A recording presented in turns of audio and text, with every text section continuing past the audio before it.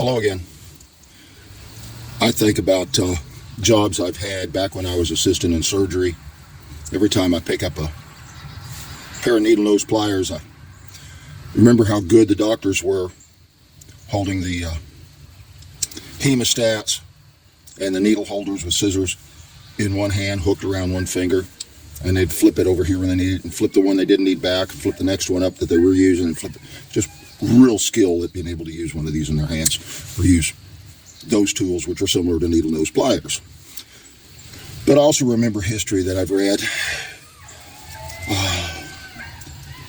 A lady that was in Czechoslovakia and survived the Nazi occupation during World War II, and how after the war, the Czech people captured some of those Nazis, and they skinned them alive and then rolled them in salt.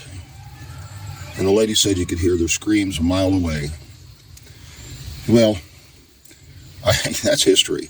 And I read history, and I want authentic, real history. People were there whenever I can.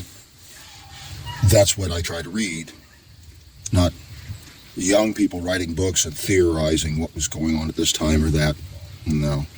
People get big ideas without a lot of actual knowledge and application of what that is, such as 30-something% of college kids today, according to surveys, are fine with shooting somebody in the head to get them to shut up about saying things you disagree with. Now,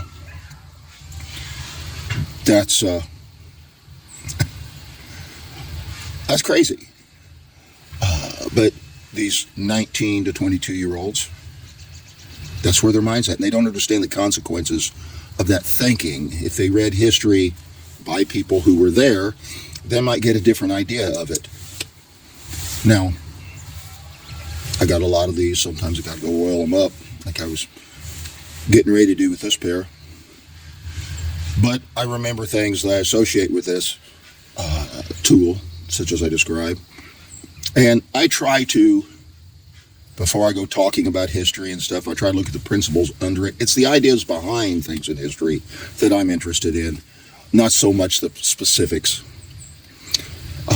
And many of these leftist kids and stuff espouse these ideas, and they don't really follow through in their logic of what it actually means if we had a world like they supposedly want and such.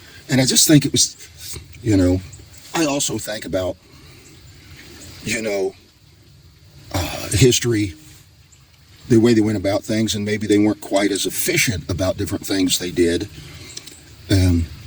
I've always thought that rolling them in salt afterwards, well, you see, that isn't efficient. You see, if they just put their salt water in a spray bottle, they can lubricate the skin as they're going and make it easier to pull it off. Now, that's what I would have thought those Czech people would have realized, but, it's history, it's documented, and we've got to come up with our own solutions. These boots are made for walking, and that's just what they'll do. And one of these days, these boots are gonna walk all over you.